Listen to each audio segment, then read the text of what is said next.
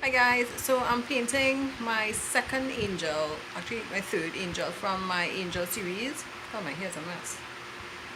Anyway, yeah, so it's very hot here in Trinidad, extremely.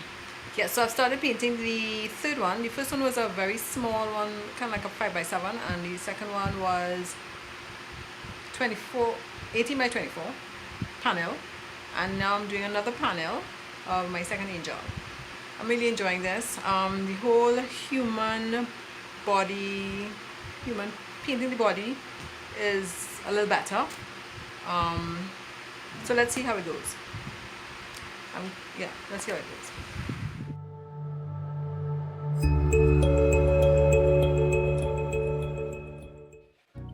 So hi guys. So started painting my angel, and I started off with trying to get you'll notice this is a kind of reddish orange light.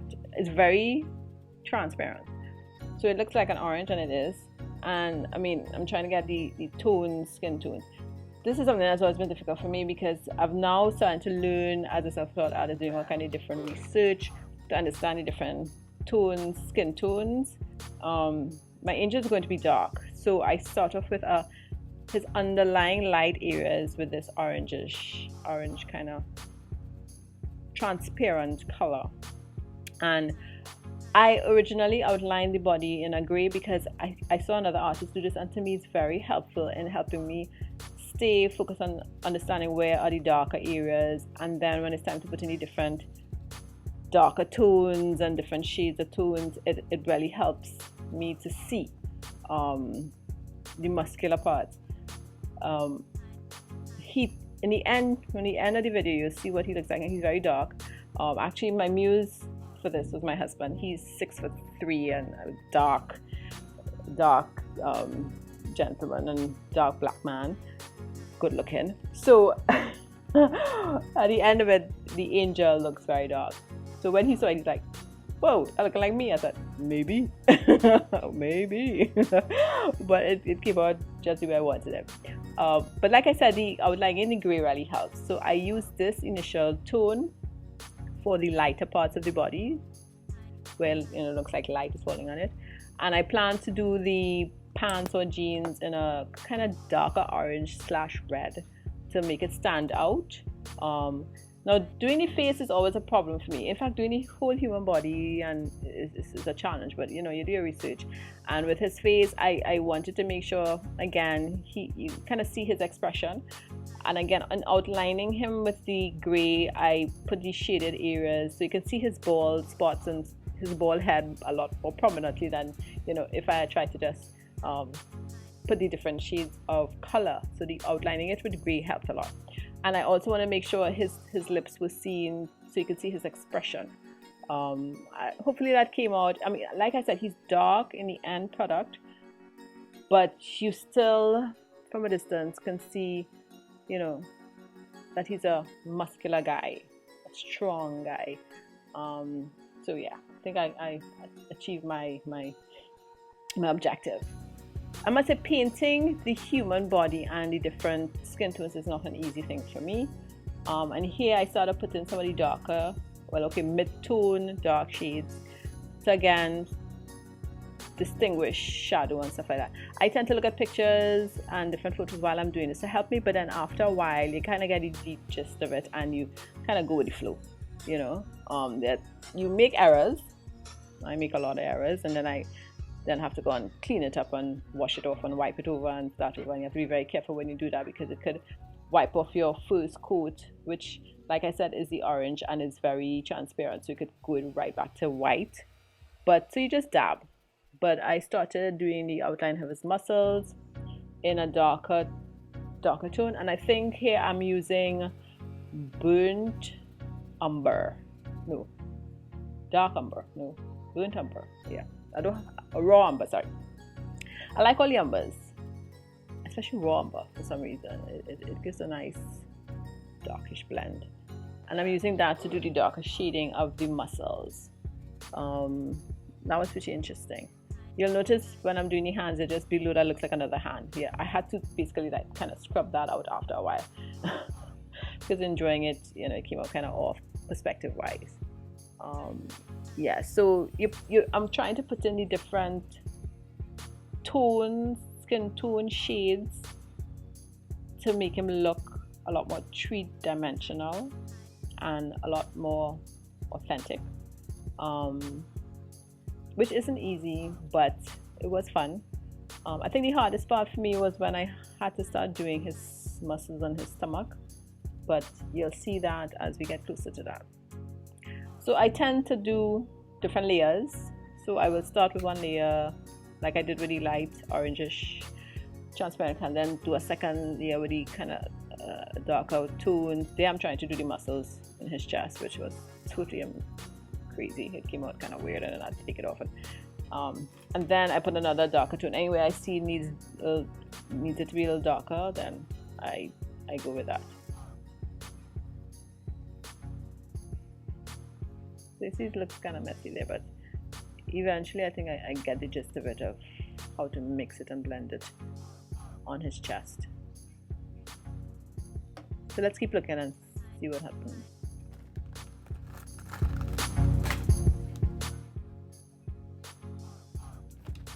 So here I started to look at adding some black, because I found the burnt umber, raw umber, wasn't really as dark as that I wanted it to be, and you see it looks kind of all over the place. So I started mixing, trying the black a little bit more, and lightening it a bit. Despite the mess that it's looking now, it does end up coming out a little better further down in the video. See, I had to clean it off because it was just a mess.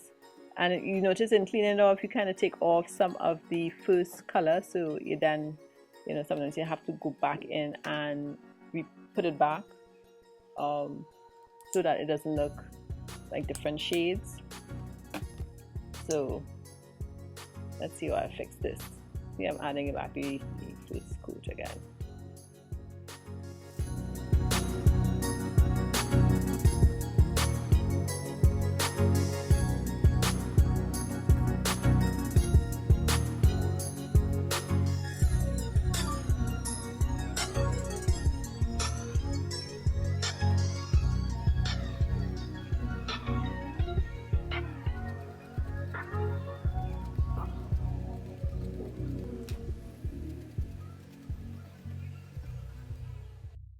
Right, so now I've done most of the chest, so you see how it came out. And I leave you to play around and do your thing and lighten where you see lightening. So now I started to do the pants or jeans, and as you know, he's kneeling. So again, I'm back with that orange color because I think it's the underlying tone that I'm using throughout this piece, and so it basically works as the lighter areas.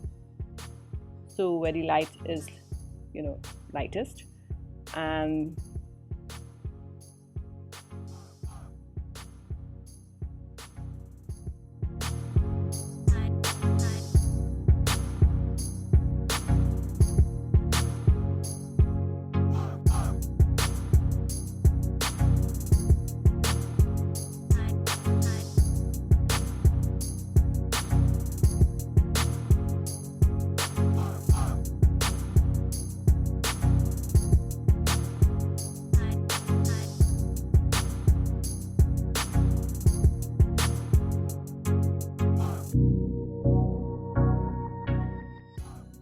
so as I continue to do more work on his pants, now I'm starting to put the darker shades or the darker shadowed areas, where you have all the creases and all the darker shades and medium shades and middle shades, and the where his feet are kneeling needs to be darker.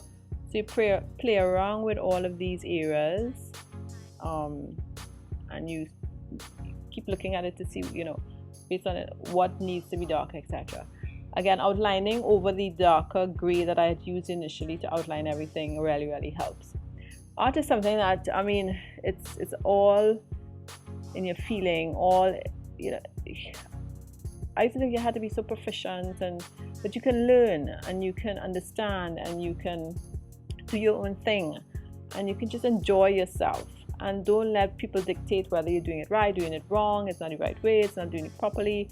I used to be really upset when I did something and it came out what people called or said was muddy. And I used to feel real bad because I started off with watercolors, and in doing watercolors, and it's not as user-friendly as the acrylics. So when you make a mistake, it's a little more difficult to fix it.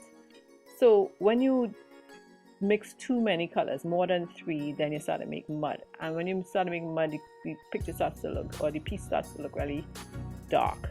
And most of my pieces always came out looking, had a darkness to them. And I hated that because my other friends and my teacher and stuff like that, they just came out with such pretty bright colors. And I was just, but later on, when I got into acrylics, and I still did a few watercolors, when people looked at my watercolors, they loved them. In fact, people said they missed my watercolors.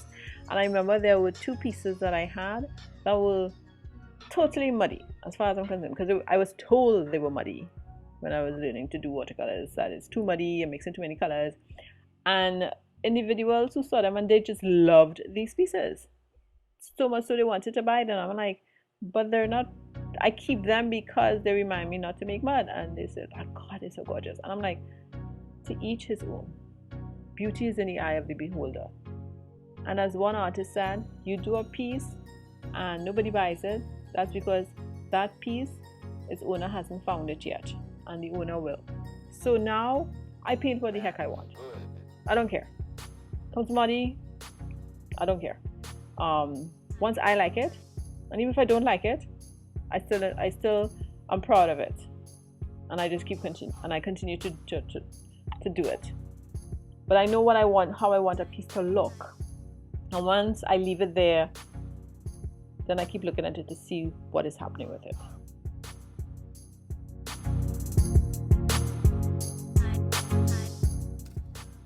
When you leave a piece, you leave it there and you keep looking at it, and you see things that you missed before, because when you're doing something at a point in time, you don't really see certain things. So I left my piece there after doing the pants, and now I said, okay, this piece, because my last angel, the tones were the warmer tones. This one I wanted to be the cooler tones. So in the first angel I did, there was a lot of orange and reds and yellows, and this one is a lot more blues, cooler tones. So that's why I did the background in blues. But I know I was going to add something to fire it up, and boy did I do something to fire it up. So here what I'm doing is the background, watered down version of ultramarine blue and some other variations of blue. So I took out like 4 different variations of blue: cerulean, ultramarine, and a host of others. But I stuck with the ultramarine blue because I think I wanted the darker blue to be the key one, and then maybe a blue that's closer to it, or mix it with white, because this is going to be tones are going to be cool, then they're going to turn hot. So let's see what I continue to do with the background here.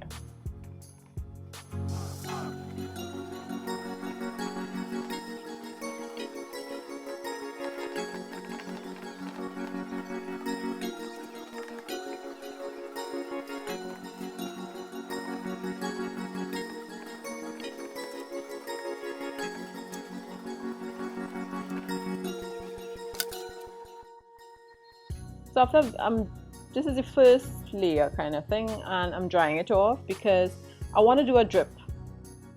Because I did a slight drip before, I want to add some more to it, but I want to vary how it flows and how it runs, and it's just still too light.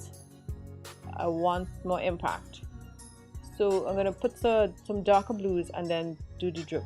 Now I have a challenge when I do drip technique, because I always say, okay, when I drip, it drips on the actual piece, and so I kind of do a long version of doing drip. It drips, and then I have to clean up the piece. Thank God for acrylics, you can do that. If it was watercolors, that would have been hell, because the drips would have been so difficult to take off of your initial piece. It would have been permanently there. So here I'm doing all the different, sprinklings to be able to get it to drip down. I love drip technique. I love dripping. I just find it has such an impact on a piece. And that's the thing with acrylic, because you do different layers, even if it drips like this and later on I paint over it, the drips are gone. You might see shadows of it through the paint that I put, or the different layers I put after that, but it just doesn't really affect like how it looks there. You'll see, oh my god, it's a striped wings, but by the time you start to paint the wings, it's just not going to be there. So I'm kind of wiping off some of the, and again, you have to be very careful when you do this, because it could take off some of the paints that you had there before.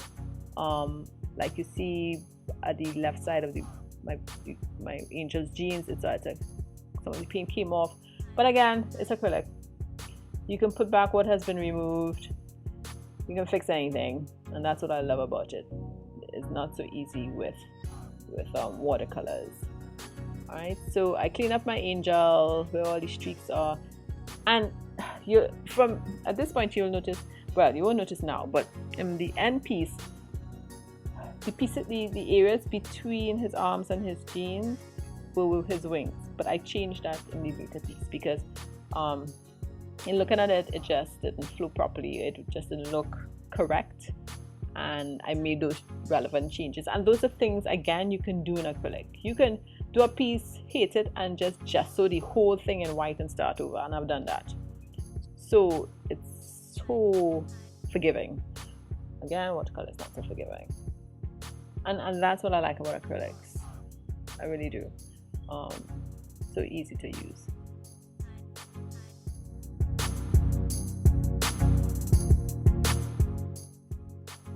So I continue to, I'm repairing all the little smudges or areas that when I'm cleaning it up, the color came off, and I'm putting them back in.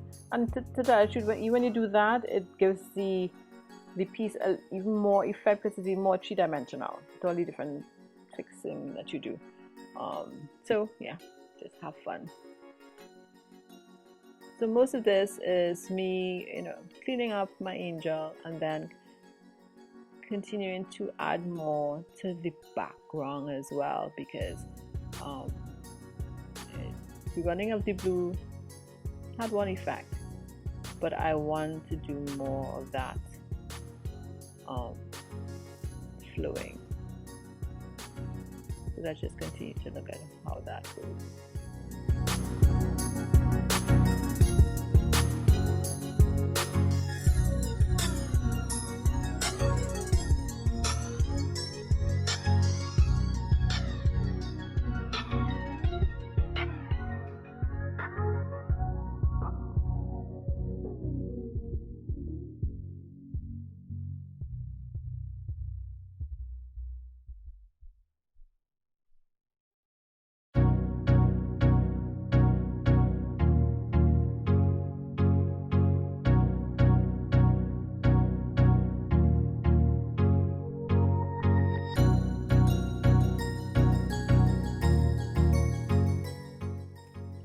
So this is further along. It's have to stop because my camera just gives out, and then I have to stop. Continue at another time. So this is the part I was telling you about, where after putting in the cool background, I needed some oomph. I needed some and I started playing around with my bottle of red, which has an extremely thin nib, so it comes out like lines almost. And then it looked like flames, and I just loved it. I kind of got crazy with it. At first I was just doing it by his head, and I loved that effect. And then further down you'll see I did it all to the sides, all under his arms, everywhere. I just loved how it looked, like flames behind him. He's not on fire, but he's fire. He's hot. And I really enjoy doing this part. I love these little bottles with these tin nibs. I have one that it's a bigger bottle, but the nib is extremely thick. So I've used those in my other abstracts, but this one, because it's almost like a pencil, like a pen nib, I loved using it. I really enjoyed using it. And then, after you do one set, you kind of leave it to dry. But the effect was great. Really enjoyed the effect of that.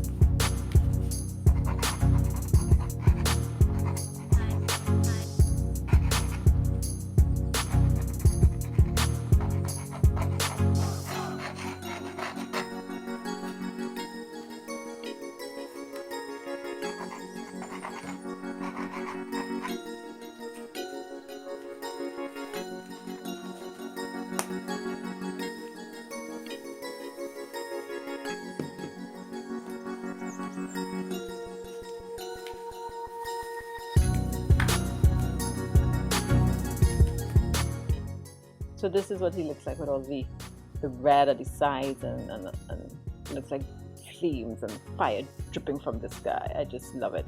Look at him, such a big guy. It's just the wings to do still, but he looks amazing. I just love how he looks. Let's go on to the other part at some point. Yes, let's go on to the other part.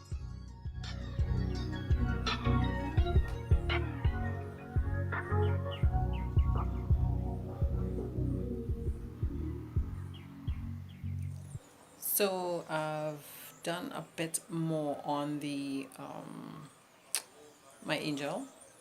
I've added some flames.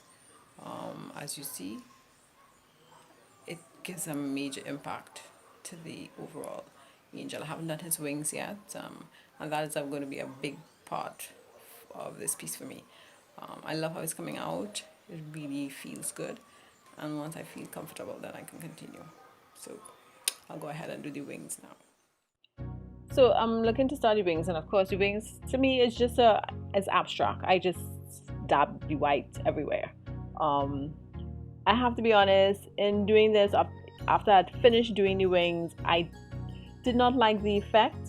And when you look at the final piece and compared to what I did here, at the end of this, the wings look great because there's a kind of textured look to the wings, but it's still boring for me. And eventually what I ended up doing is using the same little bottle that I have with red, I have one with blue, and putting streaks, like if they're separate feathers, all along the wing, and then taking my finger and dragging my finger through the different streaks, almost smushing it and wiping it along the panel. And it gave it such a wonderful effect, because I had tried different effects with actually painting separate wings, but I hated that. It was too detailed. It was gross. I didn't like it. So when I did that sort of abstract activity of using the thin streaks of blue and then taking my finger and just stroking it like using finger painting, it made the wings look so much more authentic and real, and it had a major effect on the end product. And I am glad I tried it and I did, because the thing is, you can try these things if you're not, because after I painted the wings white, which is what I'm doing here, you let it dry. So once it's dry and you try something else, you can do, because I tried a few things before I did that streaking thing, and I didn't like the effect of anything. And you just either wipe it off or you put back the white streaks, so you put back the white. So you can play around with your piece, especially if you don't like what it's looking like, or you do it, you leave it, and you're like, oh God, no, this is not. Or you ask your loved ones or someone close to you what you think. And because at one point when I just had the white wings, and I asked my husband, what is it? He said, it looks like if he's inside a white boat or something. Inside a white boat. I'm like, what? No. Okay. So that is when I said, no, this, even to me, yeah, it looked like too much wings. I put too many. The wing was too big. The wings were too big. So I changed that up, cut down the size, tried to show the separateness of the different wings themselves, or feathers in the wings. And the streaking technique really worked for me, and I love the effect. So for the rest of this. I hope you enjoyed.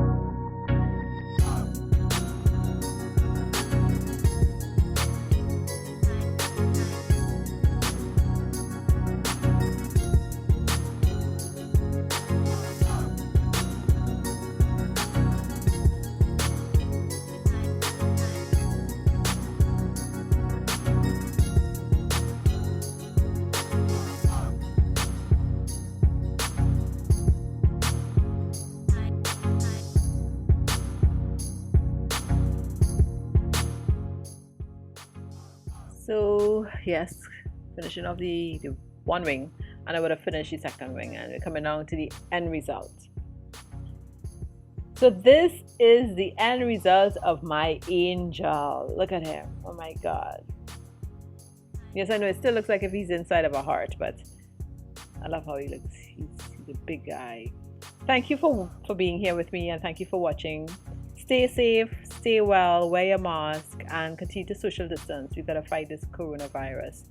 And this is Gail Gaffra from Gaffra Smart Art. See you guys soon. And don't forget to like, subscribe, do whatever it is social media needs you to do. All right, bye for now.